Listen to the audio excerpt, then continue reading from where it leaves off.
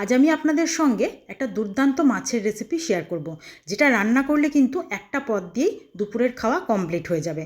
নমস্কার বন্ধুরা, রসনালয়ে আপনাদের অনেক স্বাগত।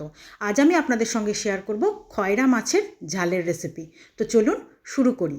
তার জন্য আমি এখানে বেশ কিছুটা খয়রা মাছ নিয়েছি, আর দেখুন একদম কেটে ধুয়ে পরিষ্কার করে নিয়েছি। আর গাগুলো দেখুন কেমন চকচক করছে, একদম খুব টাটকা ছিল মাছটা, তাই ভাবলাম আপনাদের সঙ্গে একটু একটা রেসিপি শেয়ার করে ফেলি। প্রথমে মাছগুলোকে ধুয়ে পরিষ্কার করে নিয়ে একটু লবণ হলুদ মাখিয়ে কিছুক্ষণ রেখে দেব। তারপর চলে যাব বাকি রান্নায়। তো এই রান্নাটা আমি কিন্তু খুব বেশি, এই মাছটা আমার বাড়িতে না হলেও মাছটা খেতে আমরা কিন্তু খুব ভালোবাসি। এবার আমি মাছটাকে নুন হলুদ মাখিয়ে রেখে একটা মশলা রেডি করে নেব। এখানে আমি 1 টেবিল চামচ সাদা কালো সর্ষে মিশিয়ে নিয়েছি, আর দিয়ে দেবো তার মধ্যে 5-6টা কাঁচা লঙ্কা, আর সামান্য একটু জল দিয়ে, আর এর মধ্যে দিয়ে দেবো অল্প একটু লবণ। তারপর এটা দিয়ে খুব ভালো করে একটা পেস্ট করে নেব। আপনারা কিন্তু ঝালের পরিমাণটা আপনাদের স্বাদ অনুযায়ী কম বেশি করে নেবেন। এবার আমি একটা ছোট বা মিডিয়াম সাইজের বেগুনকে, এখন শীতকাল একটু ভালো ভালো বেগুন উঠছে, তো ছোট বেগুন আমি এরকম করে কেটে পাতলা পাতলা করে কেটে নিয়েছি। আর একটা টমেটোও পাতলা করে কেটেছি, আর কয়েকটা চেরা কাঁচা লঙ্কা নিয়েছি। এবার আমি কড়াইয়ে প্রথমে একটু বেশি করে সর্ষের তেল গরম করে নেব। এইসব রান্না অবশ্যই সর্ষের তেলেই খেতে ভালো লাগবে। এবার মাছগুলোকে আমি প্রথমে হালকা ভেজে নেব। এই যে কোনো মাছই আমি একটু হালকা ভাজাই পছন্দ করি, এটা আমি আপনাদের সঙ্গে সব সময় বলে থাকি। আর এই মাছ ভাজতে কিন্তু তেলটা প্রথমে খুব ভালো করে গরম করে নিতে হবে, নইলে কিন্তু মাছগুলো আবার নিচে লেগে যাওয়ার ভয় থাকবে। এবার আস্তে আস্তে উল্টে পাল্টে লাল করে ভেজে নিতে হবে। নতুন পুরনো সকল বন্ধুকে আমার চ্যানেলে স্বাগত জানিয়ে, যে সকল বন্ধুরা নিয়মিত আমার ভিডিও দেখছেন তাদেরকে আমার অসংখ্য ধন্যবাদ। আর যে সকল বন্ধুরা আমার ভিডিও আজকেই নতুন দেখছেন, এখনও চ্যানেলটি সাবস্ক্রাইব করা হয়নি, তারা প্লিজ চ্যানেলটি সাবস্ক্রাইব করে পাশে থাকা বেল আইকনটি প্রেস করে দেবেন। নতুন নতুন ভিডিওর নোটিফিকেশান সব আগে আপনাদের কাছে পৌঁছে যাবে। আর যে সকল বন্ধুরা ফেসবুক পেজ থেকে আমার ভিডিওটি দেখছেন, তারা অবশ্যই পেজটি ফলো করে দেবেন এরকম সুন্দর সুন্দর রান্নার রেসিপি পাওয়ার জন্য।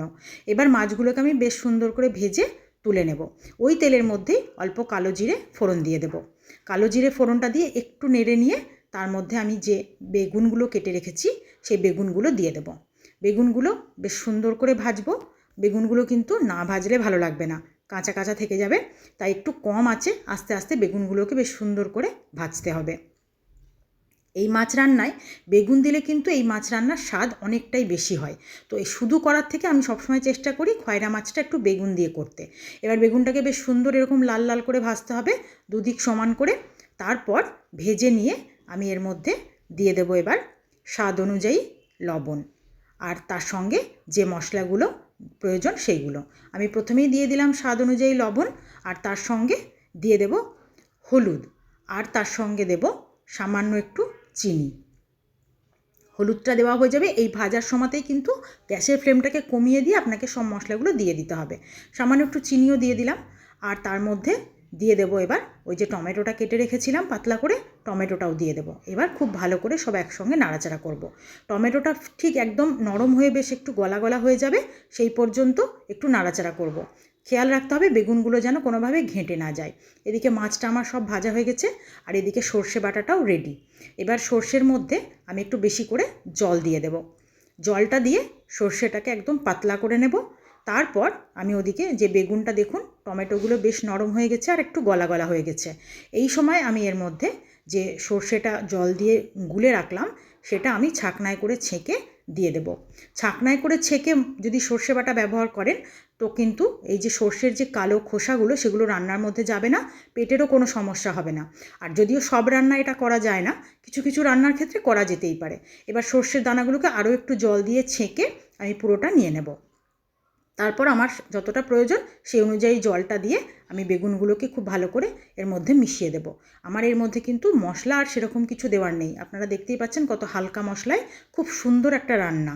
আর এত সুন্দর টেস্ট আপনারা রান্না করে বুঝতে পারবেন যে এই পদ রান্না করলে কিন্তু আর কোনো কিছুই লাগবে না। তো এইভাবে একবার আপনারা খয়রা মাছের ঝাল রান্না করে দেখুন, আশা করি আপনাদের খুব ভালো লাগবে। এবার আমি ঝোলটা ফুটে উঠেছে আর বেগুন তো নরম হয়েই গেছে, আপনারা দেখেই বুঝতে পারছেন। ভেজে রাখা মাছগুলো আমি এর মধ্যে সব দিয়ে দেবো। মাছটা দিয়ে, আর এই মাছ দিয়ে কিন্তু খুব বেশি রান্না করার প্রয়োজন হয় না, কারণ এই মাছ এমনিতেই খুব নরম আর খুব তাড়াতাড়ি সেদ্ধ হয়ে যায়। তাই মাছটা দিয়ে খুব বেশিক্ষণ ফোটানোর দরকার নেই, দেওয়া মাত্রই মাছটাকে ভালো করে ওর মধ্যে ডুবিয়ে দিয়ে ওপর থেকে একটু ধনেপাতা কুচি ছড়িয়ে দেবো। আর তারপর বেশ যে কয়েকটা কাঁচা লঙ্কা চিড়ে রেখেছিলাম সেটা দিয়ে দেবো। তারপর একটু ঢাকা দেবো যেন কাঁচা লঙ্কাটা একটু নরম হয়ে আসে। তারপর ঢাকা দিয়ে ঢাকাটা এবার একটু খুলে নেবো। আর ঝোলটাও দেখুন বেশ শুকিয়ে এসছে। এই সময় আমি গ্যাসের ফ্লেমটাকে অফ করে আমি এটাকে রেস্টে কিছুক্ষণ রেখে তারপর নামিয়ে নেব। এই যে আমার খয়রা মাছের ঝাল কিন্তু একদম রেডি। আপনাদের যদি এইভাবে কখনো ভালো লাগে, একবার খয়রা মাছের ঝাল রান্না করে দেখুন, আশা করি খুব ভালো লাগবে। তারপর ওপর থেকে একটু কাঁচা সর্ষের তেল ছড়িয়ে দেব। এটা দিলে এই রান্নার স্বাদ কিন্তু দ্বিগুণ হয়ে যাবে। আমার রেসিপি যদি আজকে আপনাদের ভালো লেগে থাকে, অবশ্যই কিন্তু লাইক, শেয়ার আর কমেন্ট করতে ভুলবেন না। আর আমাকে অবশ্যই জানাবেন আপনাদের কেমন লেগেছে। আপনারা ভালো থাকুন, সুস্থ থাকুন। আজকের রেসিপি এই পর্যন্তই। ধন্যবাদ।